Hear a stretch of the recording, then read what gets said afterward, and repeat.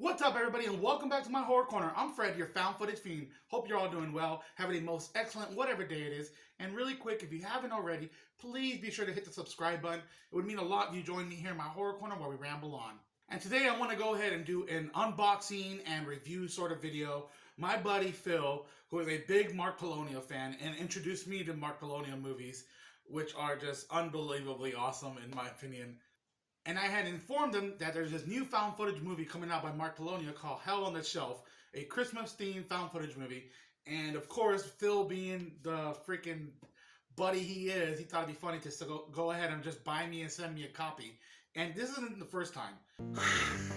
Alien surveillance. And I mostly want to talk about how misleading this DVD cover is, okay? Because we're going to read it and we're going to go through it. One of the quotes, oh man, he sent me that out of nowhere and I was like, oh, okay, haha, funny.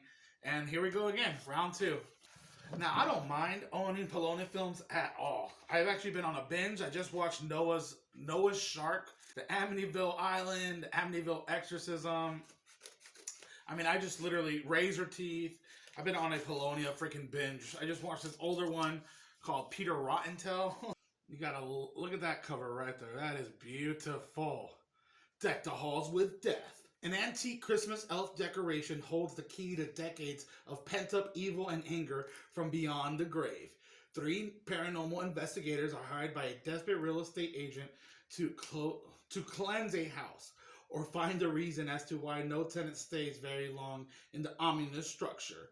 Over the course of 3 nights, the team discovers more about the supernatural happenings than they care to uncover. It's a holiday wrapping of horror with no escape. Yes, dude. But I'll check in with you guys in just a second. Whoa, what happened there? Okay, so here's the thing. I was expecting to enjoy this movie, regardless of the quality. I mean, I know there's alien surveillance. And based off the trailer, I knew we weren't going to get the same thing as Alien Surveillance. But I was not expecting to love this movie. This low-key might be my favorite Mark Polonia film. Now, I could be biased because I absolutely love found footage movies. It is my favorite genre. And I also forgot to show off, I hope you can see it, this awesome poster. Check that out. That came with the freaking Blu-ray. Awesome. So thank you, Phil. When I told Phil that I actually really loved this movie, he had the same reaction I did. He was like, I was not expecting that. Because I wasn't. It was a genuinely awesome film in my standards. Okay, I need to say that now. Because if you're not familiar with Mark Polonia films, yeah, they're something else. And I feel like they're like an acquired taste. Hell on the Shelf is the story of, well, first let's get into the who's in the movie. The movie was directed by Mark Polonia, and also huge directing credit to Anthony Polonia, his son, who did a lot of the directing in the movie. So just want to put that out there, because Mark Polonia does get a lot of credit a lot of the time, but this one was actually shot a lot by his son. So yeah. Awesome job, dude. Very self-contained. It's all in one location inside a house pretty much the entire time. There are some exterior shots and they go outside maybe one time. But other than that, we have just one location, 3 people, and a fucking elf. The movie stars Titus Himmelberger, Dave Fife, Mark Polonia, Natalie Himmelberger, and you can rent this on Vudu. I think it's like $3.99 or something like that. Or you can go to the SRS Cinema website and just order it right there. And I do recommend that because I am so thankful to have owned this. There is ridiculous trailers for other movies that are coming out. But there's a commentary by Mark Polonia, which was really fascinating to listen to. There's a part in the commentary where he talks about some of his favorite type of ghost movies. And he mentions Ghostwatch that came out in the early 90s, from the BBC. I love that movie. Now, what we have here is a found footage / type of ghost hunting reality, mockumentary type of show. There's parts of it where it's in a found footage POV style, and then there's parts where it just feels like a documentarian style, and there's about maybe 2-3 breakaways from the found footage barrier rule, where it's, that phantom camera is shooting all 3 of the people. You know what I'm saying? I mean, The found footage purists know what I'm talking about. I don't mind, when that happens, but I know to different communities I go to and stuff, people just get in such a. Anyways, it's not that big of a deal. And the story itself is very simple. The acting is what you would normally expect from a Polonia movie. There wasn't necessarily a script. There was certain points that, with a lot of these found footage movies too, there's not necessarily a script, but there are certain points that they have to hit. So when they're trying to get to those points, it comes off a little dull. I hate to say that sometimes, not all the time. Just some deliveries come off a little dull and feels almost a little forced, like they're trying to get to that point. But what can you expect? I'm not bashing it. I'm just letting you know. The music in this movie slaps. Oh man, from just the menu screen, there's this little bassline song that also comes into play later. There's the opening credit.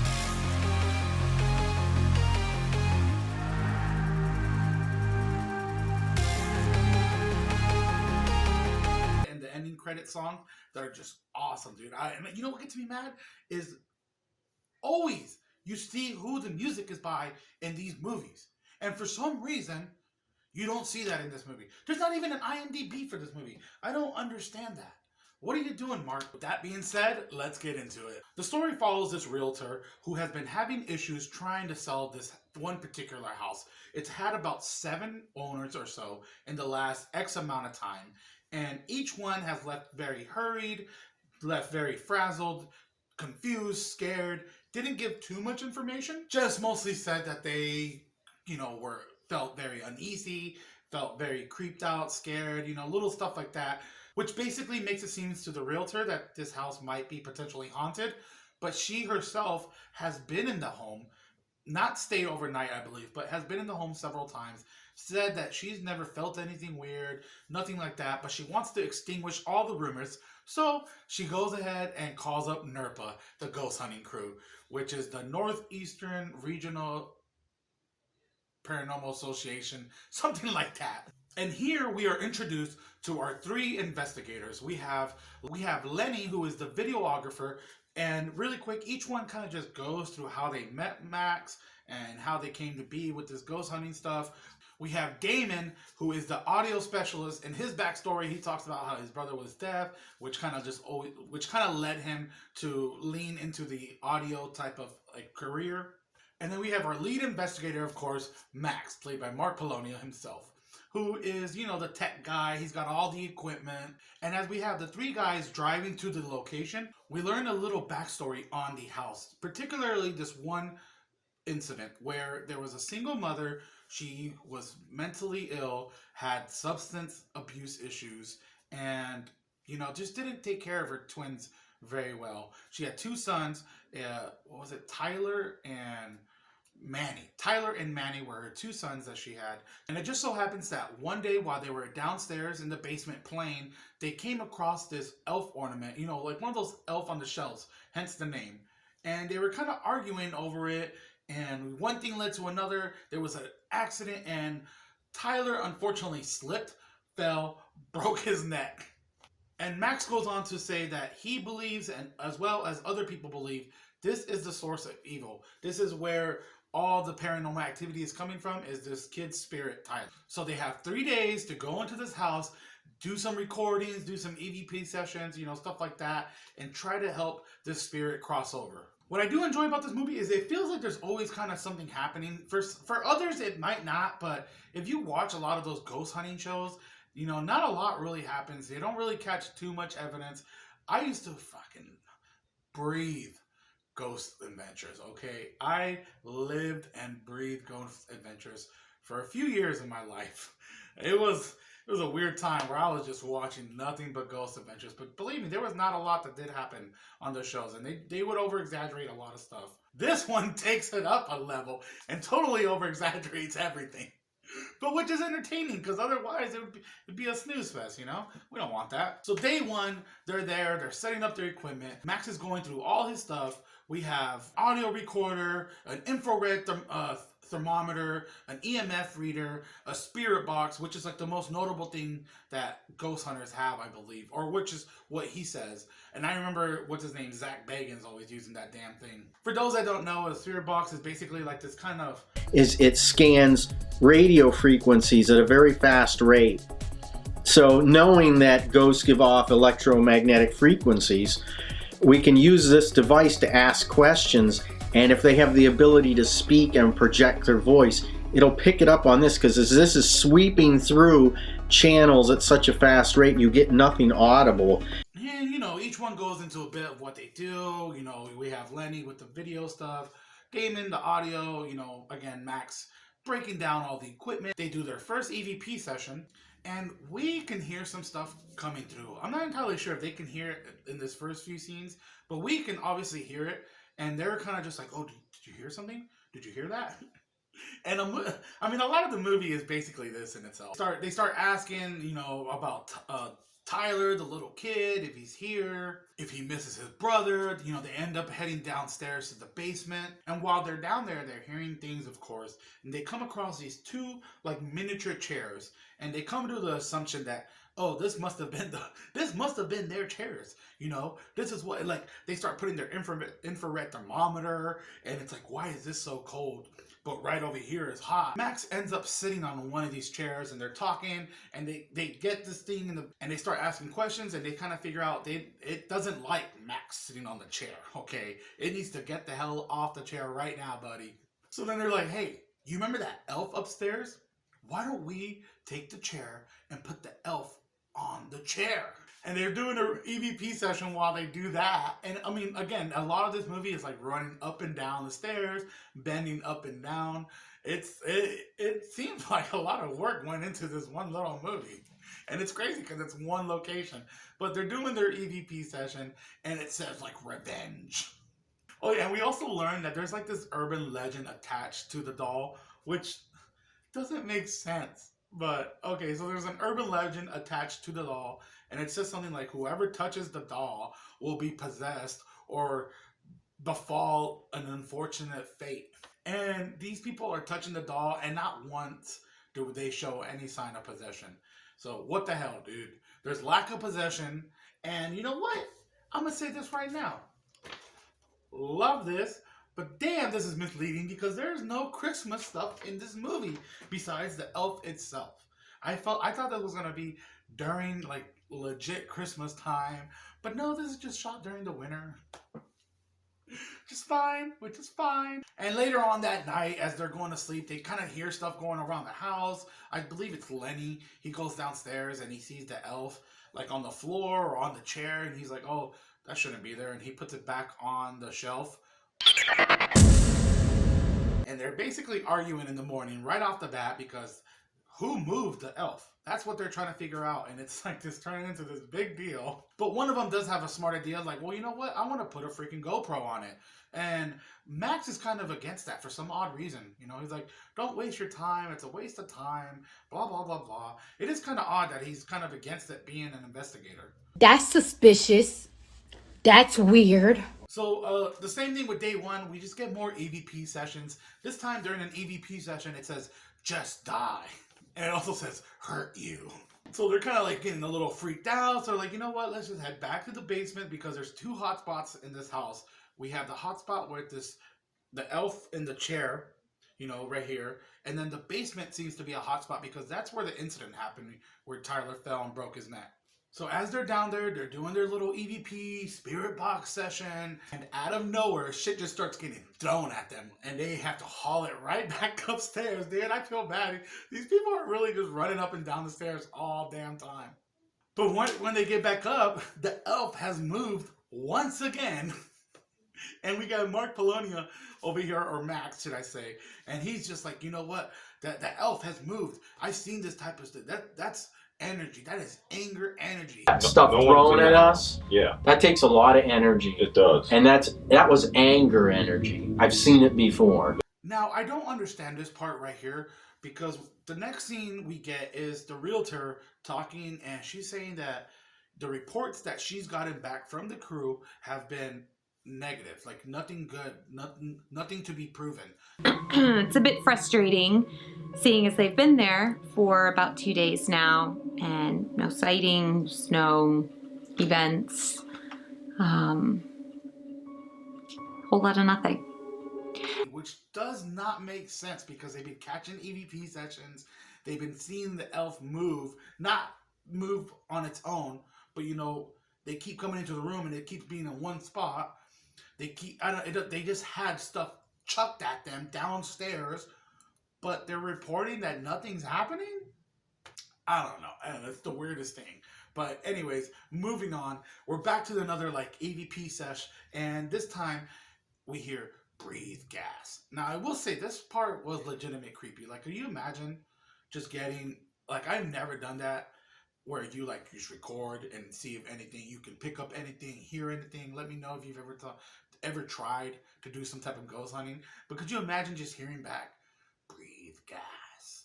Like something telling you just to breathe gas, and they're just sitting there confused beyond belief. Like, what the heck does that mean? Well, later on that night, they find out. Again, the music slaps in the movie, and I'm bringing that up because here we got that this little bass line song, and we get this scene where they're being woken up at night, middle of the dead night, and you hear gas hissing.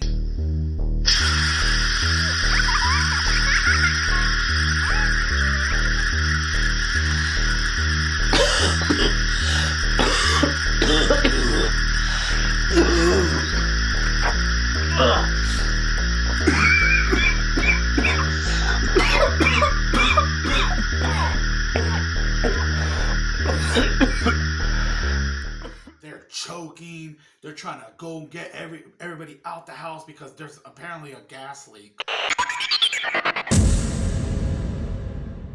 The next morning, they're bickering about how this could have happened. They're saying something about, you know, it's obviously a gas leak. The house hasn't been maintenance, you know, yada, yada, yada.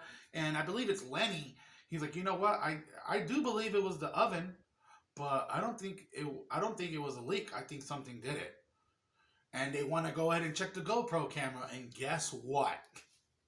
You're never going to believe this part, but guess what happens next when they check the GoPro camera? Can you guess? That elf is moving. It's moving into the kitchen. That elf is moving.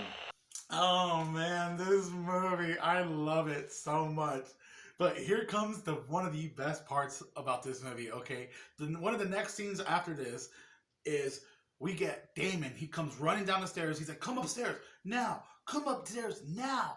He has to show them something. What's up? What's up? They haul ass up there, and on the mirror, it says, tell them Max. And they're like calling Max out. Now I was like, why aren't you telling us, bro? Why does it say this? What's up? What you got hiding? And Max is like, you know what? Fuck it. Let's go downstairs and I will explain some things. Plot twist. He is the brother. He is the freaking twin brother. He says that when they were fighting, it was nothing but an accident. It was not intentional, but his brother's spirit is still here lingering on, and it's probably pissed the fuck off at this point. And he wants to help him cross over, but the crew is pissed off. And with good reason. He freaking lied. He had a completely hidden agenda on this. And he set this all up because they ask him, they start probing questions, and he's like, you know what? I actually did some research and contacted the realtor about this and that, and yeah, he's the one that set them all up and brought them all to this spot, and they're pretty pissed off. Now, what I don't get is why don't they just leave? You know, why don't they just leave? They say that the reason they're kind of staying is because of the money. Get out of here and get paid. Yeah, that's the only thing I care about at this point. Me too. How much are you getting paid? My fat ass would have been gone, dude. Done. Out. Deuces. I'm not staying. But yeah, you know what? I don't know, they're greedy. They got bills to pay. They stay for the money. They're like, I guess we got to finish this off if we want to leave and get paid. Like, what? Bruh. Oh, damn. So they start setting up downstairs for their final contact. They start doing a little bit of EVP sessions. Things are starting to get a little intense in the basement at this point because the crew is heated at Max with good reason, you know. Plus all the paranormal stuff happening, and they just want to be gone. They don't want to participate in what Max is trying to do here, which is help Tyler cross over. And this part is absolutely hilarious, okay? While they're doing their EVP sesh, they're asking it, you know, Tyler, how can we help? What can we do? And it's like, die. Just die. Waiting. And the crew is like, dude, you gotta die. Tell us what you're waiting for. He's not gonna go until you die. How do you know? Tyler! Is that you, Tyler? It's gotta be Tyler. Are you ready? Tyler, are you ready to go? I agree with him. You have to The die. time is I'm now. not dying. What? And it's at this point where shit just starts going down. Like, for real. The lights start flashing. You start hearing this, like, weird type of banging sounds. And the elf gets up and, like, kind of, like, dances and laughs. Like, and Damon finally does the smart thing and is like, I'm out of here. And he runs up the stairs. But no, ain't having it. The house is not going to let him go. You just see the small string of rope, little thin rope, just tied around him and just choke the hell out of him, and he's out of the game. And at this point, Lenny, he gets all pissed off and he grabs the elf. He's like, blah, blah, blah, my friend. And then you just see the elf kind of lunge at his neck. And then he's out of the game. And more Polonia, or Max, is just there. The camera just does this kind of static effect. And next thing you know, Max is just dead. Like, just dead on the ground. And you see his spirit come up, like his ghost spirit or whatever, and he's like crossing over. Dude, I love this movie. Well, that's Hell on the Shelf, okay? I adored it. I loved it way more than I was expecting to. Mark Polonia, if you've ever watched this, man, And Phil, thank you so much for just introducing me to SOV movies and, you know, Mark Polonia movies in general. Oh man, I had such a fun time with this one. I am thankful, very thankful that I own it. Anyways, with that being said, let me know what you guys thought about this video. Happy freaking Friday. Happy Spookies. And who might you be? Duke Larson's the name. I got an appointment with Dr. Peel. It's important, and so is my time. I have to check back at the office. Oh, you do that.